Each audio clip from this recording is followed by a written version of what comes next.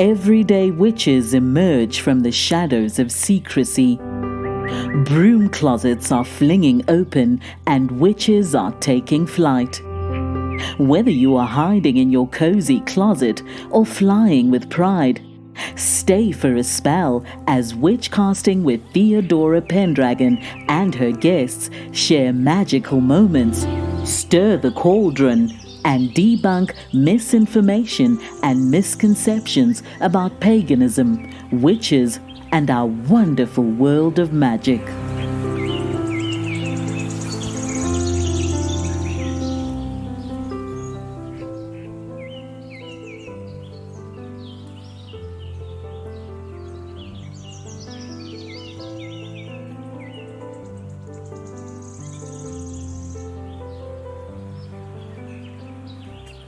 Welcome. Today's episode, you'll be entertained by two redheads, except my special guest is the pretty one. She's also a celebrity, and I will let her introduce herself. Oh, thanks, Theodora. I don't know. I think you're pretty darn pretty. I think you're pretty. Thank you. I'm Celia Farran, and I'm a singer, songwriter. I am a comedienne, recording artist, and I love to do music that opens the heart and tickles the funny bones. So I like to do lots of different things. And one of the things I love to do is songs that are for and uplifting social justice. So that's really what we'll be talking about more today. Do you mind singing for us today? I could sing for you today. That would be fun. I have a song in mind that is a song that changed my life dramatically and a lot of other lives as well. The song is called Symbol. And I wrote it after I got a news feed from Circle Sanctuary and Selena Fox, where I learned about Sergeant Patrick Dana Stewart, whose Chinook helicopter was shot down in Afghanistan. He had requested a pentacle for his grave marker and was denied the request by the VA, which made no sense to me because the military honored his religion and faith with the pentacle on his dog tags, but was not giving him this symbol for his honoring of his death. So I stepped away from the computer, I picked up my guitar, and I wrote this song. It's called Symbol, and it's for anyone who has ever felt discriminated against for their faith, no matter what that faith might be. Symbol. An American soldier came home today, wrapped up as cargo in an American flag. He asked for one sweet silent symbol on his grave, but the VA gun said, "Sorry, son, request denied." Well, he served as any other with his hands and with his heart. He prayed to Father Sky, he bowed down to Mother Earth. He honored air and water and the fire he danced around. But you didn't honor him before you put him in the ground. It's a symbol, it's a sign, it stands for everything divine. Excuse me, sir, I think you're wrong. I checked on the last time I read the doctrine. It said practicing your faith is not a crime. So let this soldier rest. Honor his request. You sent that little girl crying home from school. Told her she was evil and she disobeyed the rules. You took away her pendant, grandmother's gift, but the other kids are free to wear their crucifix. And she knows that if you catch her that you'll have her expelled. She's frightened every member of her family's going to hell. She's all messed up, she's 5 years old. She doesn't know her rights, but her daddy is a lawyer, so get ready for the fight. It's a symbol, it's a sign, it stands for everything divine. I'm sorry, sir, you're flat out wrong. I checked the last time I read the doctrine. It said practicing your faith is not a crime. So if you make these children pray, let them do it their own way. Freedom of speech, freedom of religion, freedom to stand up and fight for what we believe in. He's a believer and he wears it on his arm. First day, new job, he set off all of the alarms. The memo spread like wildfire that the devil had arrived. And the virus got to corporate and they fired him by 5. Now all this misperception and everyone runs scared. Scared of the neighbors and scared to declare for the persecutions high, expelled or fired or denied. So what the hell did our ancestors fight so hard for? War. So raise up your chisel and carve next to his name all that he held sacred and all that kept him sane. When you sent him off to war, you didn't care what he believed. Now he served you with his blood, grant him his dignity.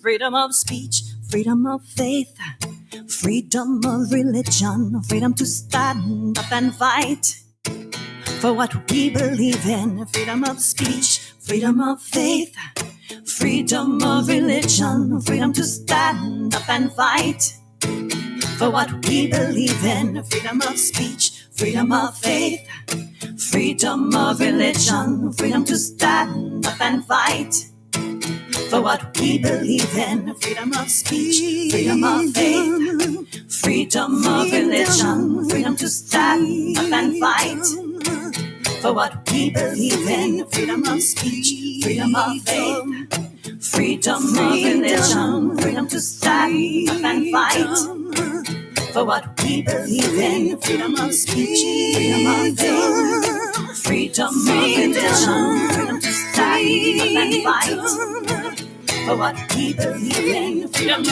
die for your country and be recognized with the symbol of honor in your country's eyes.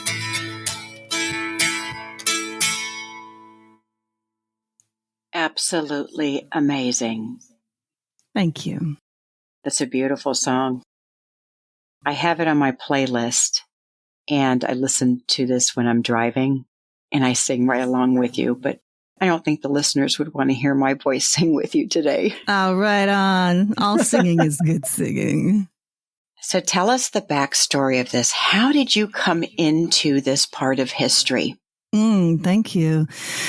Well, as I mentioned, I saw the news feed from Selena Fox and Circle Sanctuary, and there was just something in me that said, this is not right. How can a soldier die for rights that they're not being honored with upon their death? It just didn't sit well with me. Wrote the song, sent it to Selena Fox and the Lady Liberty League, sent it to Roberta Stewart, the widow. And as I understand it, they ended up using the song in meetings with Americans United for Separation of Church and State. And I believe that's what it's called. And the song started being used as the anthem to the Pentacle quest. And a lot of folks who didn't even know about the issue or were, say, in the quote unquote broom closet, they hadn't really come out yet, said, no, this isn't right. Doesn't sit well with me either, and started writing letters to representatives and making it known that this was not okay. And since that time, I'm very proud to say that the Pentacle has been approved. So all those efforts were not in vain. So that's a wonderful, positive outcome. And since that time, Thor's hammer has been approved as well as the Awen symbol. So this particular journey for me with this song changed my life dramatically. And I'm really proud to say that it helped change history in a positive way, in the right direction. So I'm very honored to have been a part of that Pentacle quest. Have you sung at any of the funerals or memorial services? Not specifically, no. No, but that might be hard to do. Singing when you're emotional is very, very challenging because the throat closes up, and having the control over the vocal cords, very difficult when feeling deep emotions. Yes, it is an emotional song. It is. It is. And I've had, everyone from soldiers cry in my arms, thanking me for this song, to school kids writing me and saying, because of this song, I feel safe enough to wear my pentacle to school. Thank you. This song, I'm getting chills. Like this song got greater than the sum of the parts and ended up reaching people in a way I never imagined. All I knew when I wrote the song was it was the right thing to do. That's all I knew. And then the journey that came as a result of that, like I said, it changed my world. It changed a lot of people's worlds. Your world must have exploded. In a way, yeah. So many people, if I post this song, will say, that's how I first heard of you. This song really was a catalyst for people in the earth-based and pagan world to find out who I was. I was always writing songs that were within those values and themes. And then I became known as a pagan musician because of this song. That's how I first found you too, was because of this song. Isn't that funny? So, what's your story with how you came to know the symbol song? I was doing research for a book that I had written called Taking the Flight Out of the Broom Closet.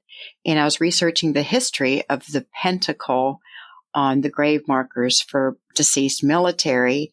And your name came up that I have to check out this song. Wow. That's really cool. Yeah, and then I know people who know you. It's a really small world.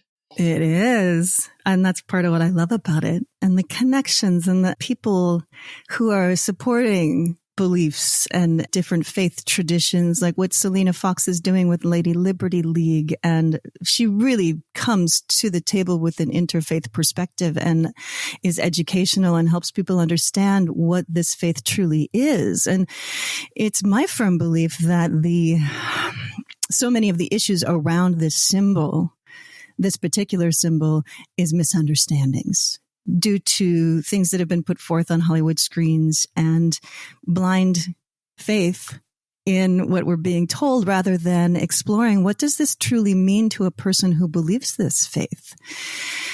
And I had a humbling moment at Circle Sanctuary where a police officer was talking about faith, religion, and rights.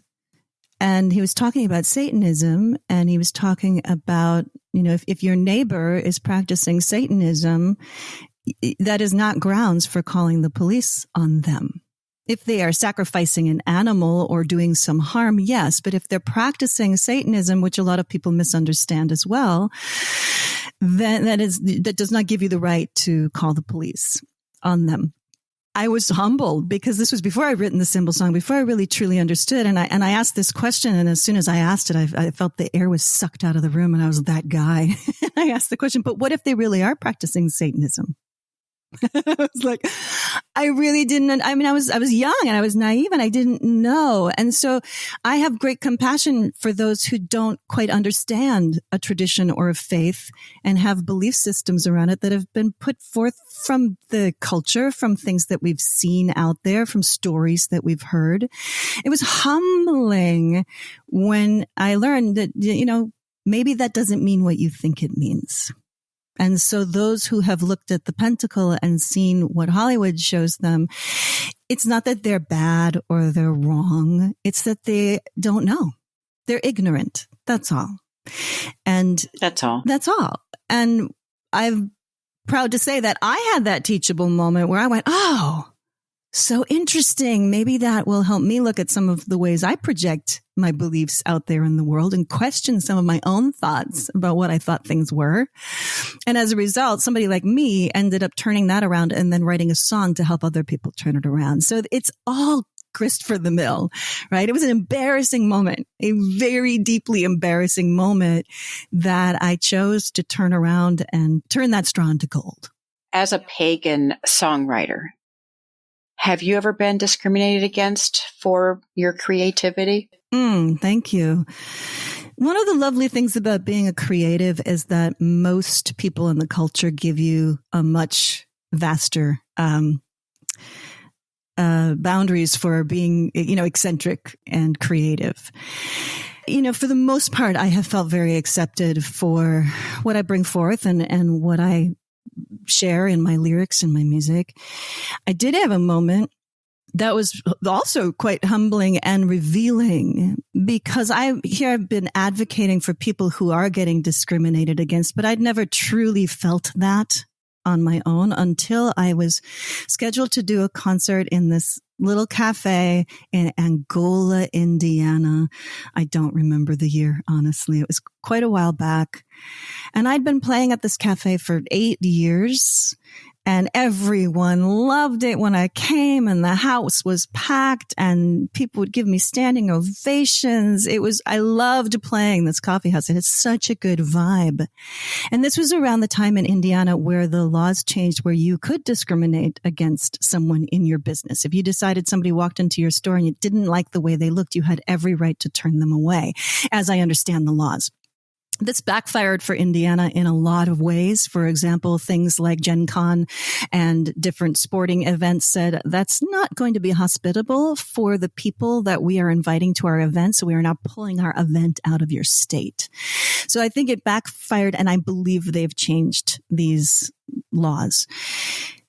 However, my show was right in the midst of all of that happening. And I got a phone call from my friend who'd been my liaison with the establishment, the coffee shop, I don't know, maybe 2 weeks before I was meant to travel there and do a show. And she said, Celia, it makes me sick to have to tell you this, but the cafe doesn't want you to come.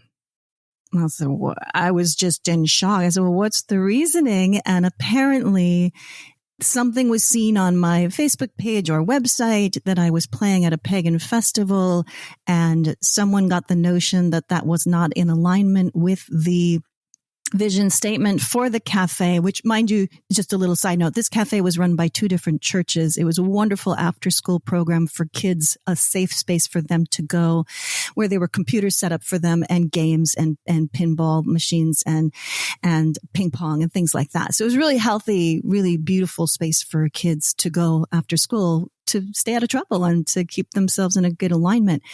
I believe one of their vision statements on their wall was about non-discriminating. So I kind of called them on that when that came up. I know you asked me to tell you the time, and I'm building you a clock. So there's so much information. I called Selena Fox right away and said, what do I do in this moment? Now I'm on the receiving end of something that I never experienced before. And she really helped me bring it to a teachable moment. I asked to talk to one of the board members. I talked to a lovely gentleman who helped me see some things more clearly about how paganism is seen in the eyes of some folks. And I asked him, I said, what does it mean to you? And he essentially said things that were very, very untrue about paganism. And, sacrifices in the woods came up. I'm like, okay, wait, let's get really clear about what this means. I've been in the pagan community for many, many, many decades. I've never seen anything like that happen ever, not once. And the people that I connect with in the pagan world behave more Christian-like than a lot of the Christians that I have met. Or maybe I should say more Christ-like. And I was bold. I said, either you are discriminating or you're ignorant. This is really what I see. And we had a teachable. He didn't like hearing that. I can't imagine why he would, but he didn't like hearing that. And we had a discussion. I let him know that I feel that I've been discriminated against, and this is not, your beliefs are not in alignment with what I actually stand for and what I sing about. Mind you, I'd sung the symbol song just about every time I had played there at this establishment to a very enthusiastic audience. So I don't know who got wind of, the P word and got so upset about it. They did ask me to not play, and I did not play there. And a group in Fort Wayne found out about it and were up in arms and found a new establishment for me to do a show at in Fort Wayne. But it opened my eyes. It really did. It felt awful. I felt so misunderstood and dismissed based on beliefs that were not true. And that is an awful feeling. And I could have fought it, I suppose, because it did affect my livelihood. And I did write a letter to the editor, which was printed. And I was able to say some poignant things and got some support for that. All, again, grist for the mill. It wasn't a pleasant thing to go through. It was helpful for me to feel those feelings. So I knew what people who had felt discriminated against because they wore a pentacle or had a pentacle tattoo or were practicing their faith. It helped me feel maybe somewhat a little of what people in that position feel. It's a helpless feeling. Yeah. So have you felt that way?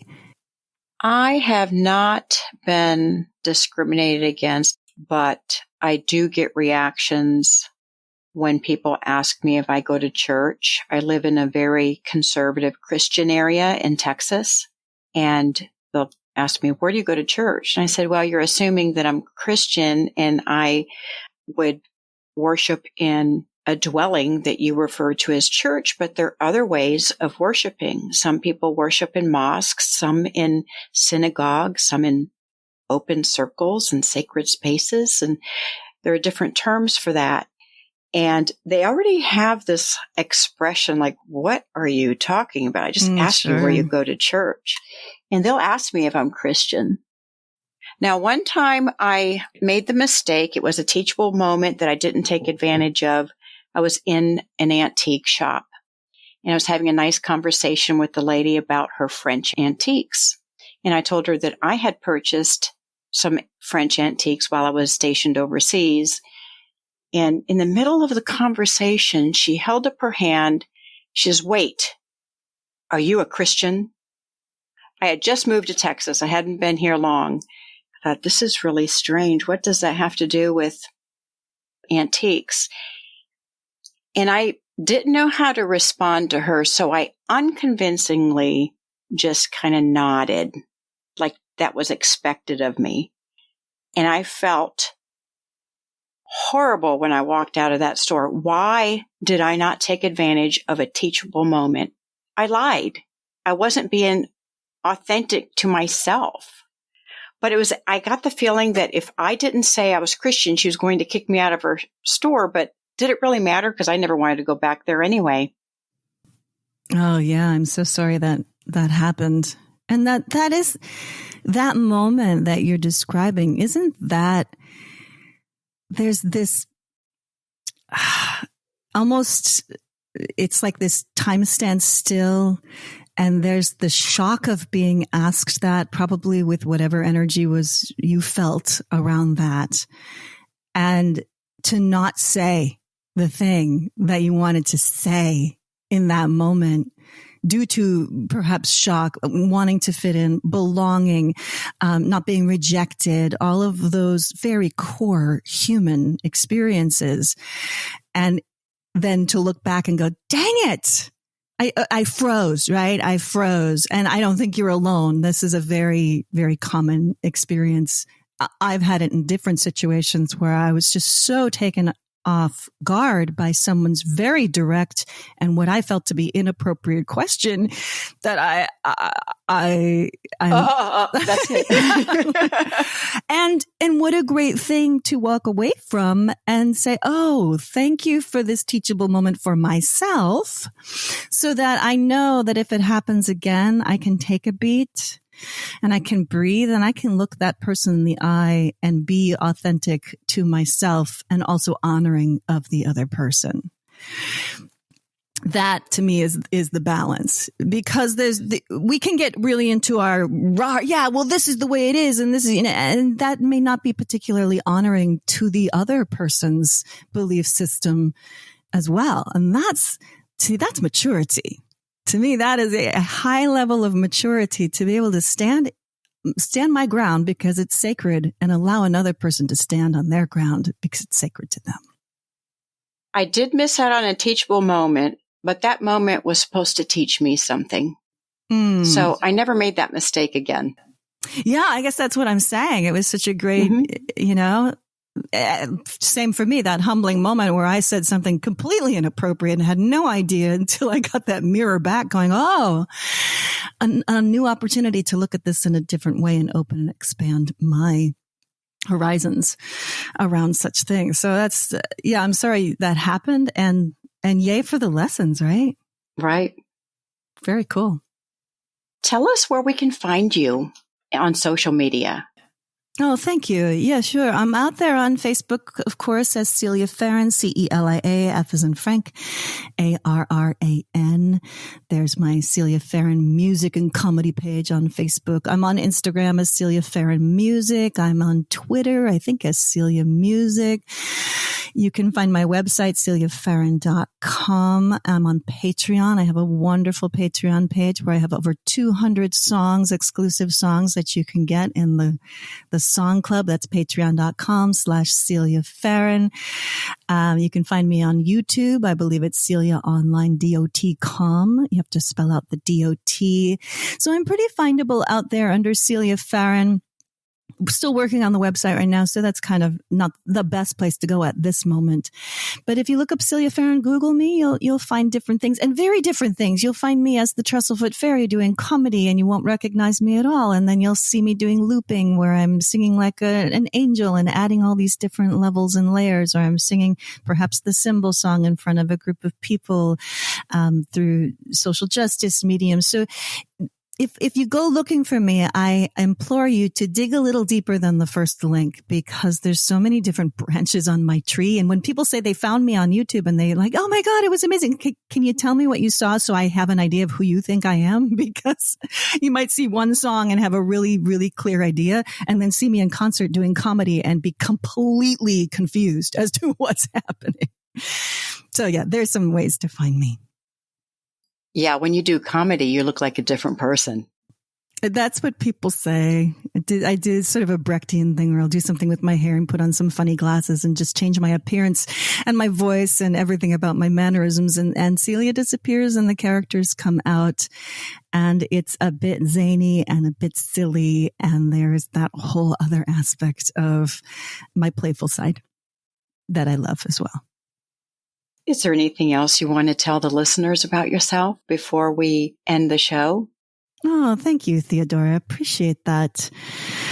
Well, I recently moved my life to Whidbey Island, Washington. So that's where home is these days. I have taken a break from the rigorous touring schedule that I had previous to the shutdowns, and I've been focusing primarily on doing online concerts. My next concert, I'm not sure when this is going to air, so I'm not sure if it's appropriate to say March 17th is my next Celtic Myth and Spirit concert live here in Washington on Whidbey Island. I'll be broadcasting that the next day on March 18th. And those concerts, you can watch the replays, get tickets for the replays and watch them as well. So there's lots of ways to see those sorts of concerts. So mostly I've been doing online concerts, but I'm starting to do more live concerts. I'll have a trip to Wisconsin in May. So there's an opportunity for folks to see me, and probably Madison's going to be the easiest thing. In March, I'm heading to Arizona to do some things in the last state that I've lived in. This stuff isn't quite on my calendar yet. So the best way to find out is to go to my social media, either Instagram or Facebook. And that's the best place to find out when I'm doing things. And of course, the live concerts, you can join live, and then you can also watch the replays. So that's been my mainstay, as well as I write and record a song every week for my Patreon subscribers. So I mentioned that before. There's 200 plus songs available to folks who join the song club. There's a song club and a concert club. So that is a nice way to support me as an artist, so I can keep bringing the good juju through the music for you. So those are just a couple of other things. Thanks for letting me share those. Thank you, Celia. And it's amazing that you made part of history. Yeah, I'm really proud of that. I didn't set out to. It ended up happening that way because I took a stand for something that I believed in, which I highly recommend everyone do. Actually, that is another thing I'd like to mention. I'm doing a project right now about taking a stand, right? And taking a stand with, I believe that if musicians have a platform, there's some responsibility using it to do what is right. And that's one of the things about the symbol song. I like to quote Woody Guthrie, or at least to paraphrase him. He said, it's not how good a song is, it's what good a song does. And that song did a lot of good. I never knew if it was a good song or not, but it was a good song for creating change. So this next project is called The Red Album. It is a bunch of pagan artists who have written songs for the support of reproductive rights. And that is a really cool project to be a part of, and more on that in the future. There is a wonderful way that you can support that project in a GoFundMe. I don't have that link in front of me right now. Perhaps I can share that with you later, Theodora. I'm not sure how that best works for you. But that is, we're doing some fundraising right now so that we can not only do it, but do it well and do it right. And I'll put all those links in the episode notes. Fantastic. That's perfect. Thank you so much. It's been an honor having you on the show. Thank you. It's been an honor to be here. I really appreciate it. Thank you.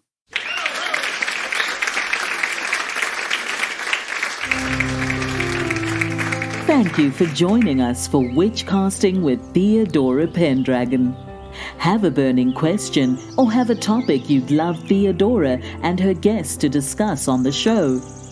Contact her through Instagram at Theodora Pendragon. If you enjoyed this episode, make sure to subscribe so you don't miss the next one. And help us spread the word by leaving us a rating and review and sharing it with your friends. See you next time, and may your magic always shine.